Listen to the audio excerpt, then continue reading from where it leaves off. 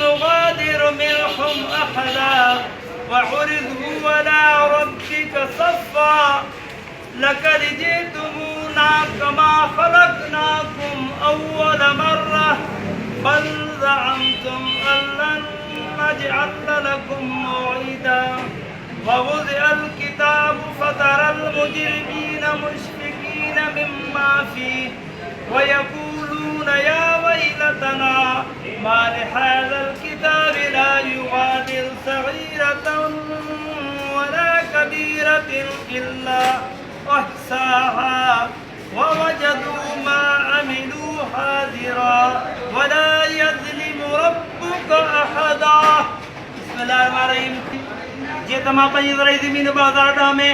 सरदार खान चांडो साहब जिन के पैसनि जी वज़नी आहे 346 जरेब जेका चक नंबर 36 जागीर नंबर 6 में वाक़िआ आहे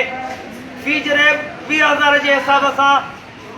69,20,000 रुपया में सिर्फ़ मूंखे 27 लख ॾेई करे पैसनि खां जवाबु ॾिनो अथसि मां अला अख्तियारनि खां मुतालबो थो कयां खुदारा मुंहिंजी साथ मदद कई वञे मां मिस्किन माण्हू हिन वक़्तु फाका कशी जी ज़िंदगी गुज़ारे रहियो आहियां पूरी उम्मत मुस्लिमान खे अर्ज़ु थो कयां त खुदारा मुंहिंजे बचड़नि ते रहम करे मूंखे बक़ाया रक़म नवाब सरदार खान खां वठी ॾियो ऐं मां आला अख्तियारनि खां मुतालबो थो कयां वज़ीर आला खां ऐं असांजे नेब चेयरमैन खां ऐं